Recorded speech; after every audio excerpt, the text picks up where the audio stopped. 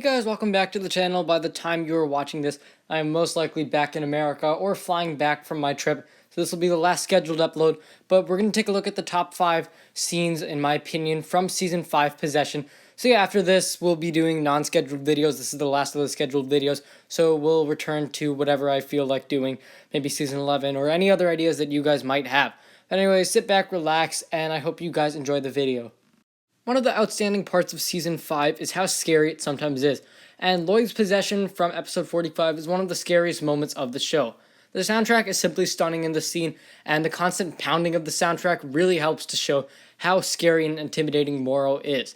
We later see more emotional side of Morrel, but this truly is the ruthless, scary side of Morrel. We also get a nice introduction to his powers too, and who he is, a little bit of backstory, and knowing that he is a ghost from the Cursed Realm. We see him possess a lot of different things, like Chen's painting, a nice reference to the past season, some sand, a serpentine statue too, and most importantly, the Night Watchman. But what's also scary about the scene is not what happens in the scene, but even afterwards in another scene when you hear Lloyd scream when he gets possessed. All in all, this scene is horrifying, mainly because of the soundtrack, which is stunning as usual, and also seeing Morrel's powers in effect. Number 4 is going to be a sad scene, and that is when Cole becomes a ghost in episode 48, I think, The Temple on Haunted Hill. But this is definitely something people didn't see coming, and again, added to the maturity of Ninjago, and it made the season definitely a lot less predictable. Possession was one of the first seasons that I think really went above and beyond in being not as predictable, and this is definitely one of those scenes that helps to channel that feeling. The soundtrack once again does a lot of the talking, and even the response of the ninja when Cole finds out he is a ghost, and the reaction of the ninja too, is what makes this scene really sad. And the words, "I'm a ghost" also. This is also at the end of an episode too, leaving the viewer sitting there and just trying to take in what exactly happened. It's also sad too because Cole really didn't do anything to deserve this again. I mean, it just kind of was chance almost. I mean, I know it was his idea to do the ropes, but still, Cole did nothing to deserve this, and that is really what makes this scene so heartbreaking.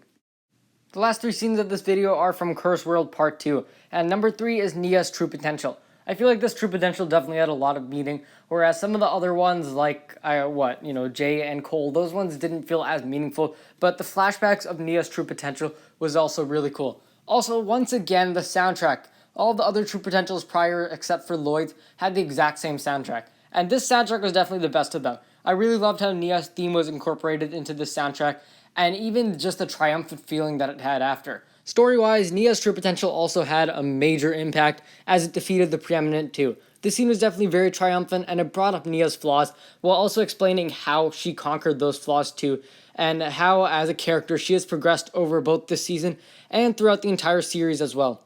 Garmadon's cameo in episode 54, which was his last appearance for a long time, is going to take second place. I feel like the scene is heavily underrated and people tend to overlook this scene a lot. But this scene is really, really meaningful, and it definitely, in my opinion, is Sensei Garmadon's best scene yet.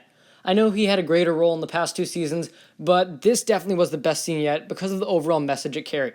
It showed that after Lloyd's initial struggles at the beginning of the season, the struggles with losing his father, he was ready to let go and he knew what had to be done.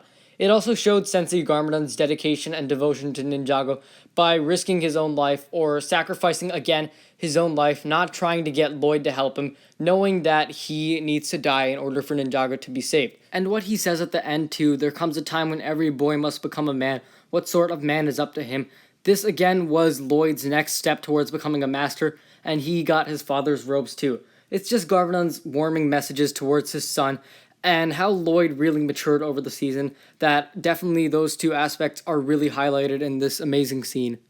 Season 5 might be very unpredictable, but I'm not really.